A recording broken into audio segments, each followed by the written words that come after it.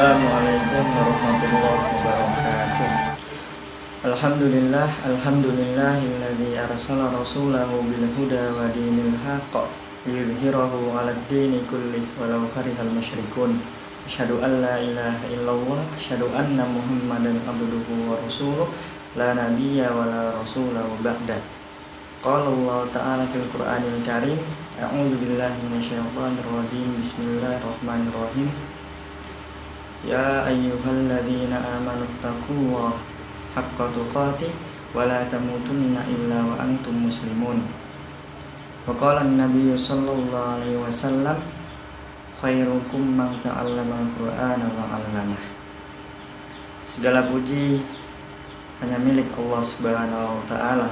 Marilah kita banyak bersyukur pada Allah yang telah memberikan banyak nikmat, banyak rahmat dan karunia-Nya kepada kita, sehingga pada hari ini kita masih diberi kesempatan untuk menjalankan salah satu ibadahnya yang mulia, yaitu puasa.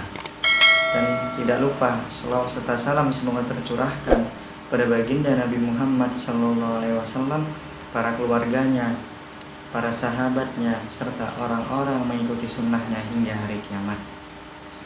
Kaum muslimin wal muslimat rahimani wa rahimakumullah. Suatu ketika Rasulullah berkumpul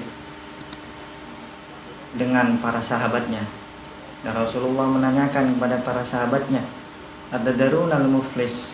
Tahukah kalian siapa orang yang bangkrut?" Maka para sahabat menjawab, "Al-muflisu fina man la yarhamalahu wala mata'." Orang yang bangkrut yaitu orang yang tidak mempunyai dirham, tidak mempunyai uang, ataupun tidak mempunyai aset. Maka Rasulullah menjawab, "Innal muflisa min ummati may ya'ti yaumal qiyamah." Sungguhnya orang-orang yang bangkrut dari umatku. Di sini Rasulullah menyebutkan umatku, bukan Nabi, bukan umat Nabi Musa ataupun bukan umat Nabi Isa, tapi ada nanti di akhirat kelak umat Nabi Muhammad yang bangkrut. Siapakah mereka? Bisolatin, mereka yang melaksanakan sholat, wasiyamin, dan mereka yang rajin berpuasa, wazakatin, zakatnya tak tertunda, wayati wa qad syatama hadza, namun sayang mereka tidak bisa menjaga lisannya, mereka suka mencela saudaranya, iri terhadap saudaranya, mereka menuduh saudaranya dengan tuduhan yang tidak pantas, dan mereka menzolimi saudara, sahabat, ataupun tetangganya. Kaum muslimin rahimani wa rahimakumullah, orang yang sholat apabila dia suka mencela saudaranya, menuduh saudaranya, menzolimi saudaranya, maka ketika di akhirat kelak pahala orang yang sholat tadi akan diberikan kepada orang yang dia zolimi. Begitu juga orang yang rajin melaksanakan puasa, ketika di akhirat kelak dia tidak bisa menjaga lisannya, tidak menjaga akhlaknya, maka pahala puasanya akan diberikan kepada orang yang dizolimi. Apabila ibadah puasanya, ibadah sholatnya telah habis, dan orang itu masih tersisa dosanya kepada saudara dan kerabatnya, maka dosa orang yang terzolimi tadi akan diberikan kepada dia yang menzolimi saudaranya ataupun kerabatnya.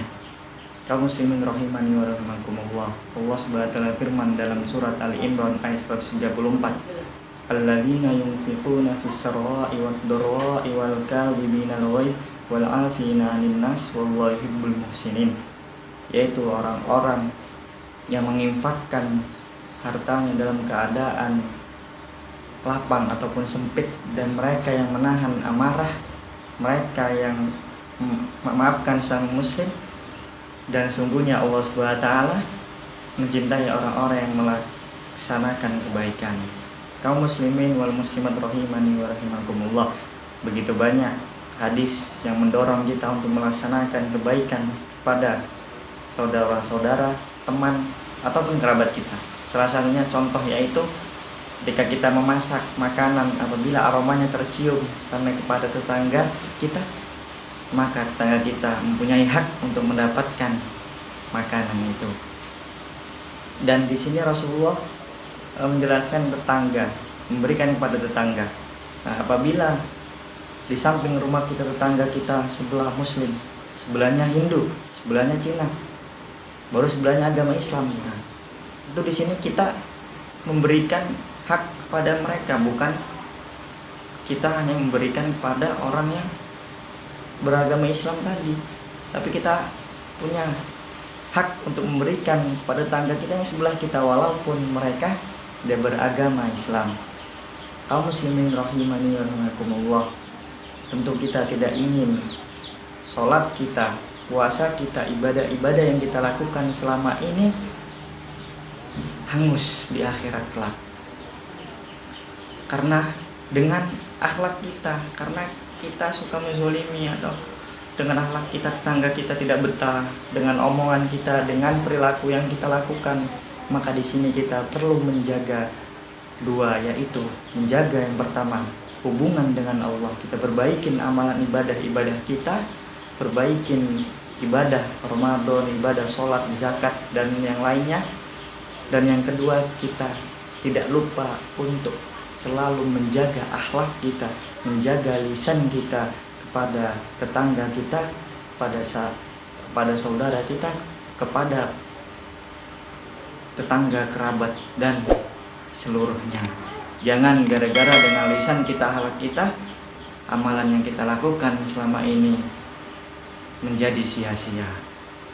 Mungkin hanya sekian bisa dapat saya sampaikan. Kurang lebihnya saya mohon maaf. Assalamualaikum warahmatullahi wabarakatuh.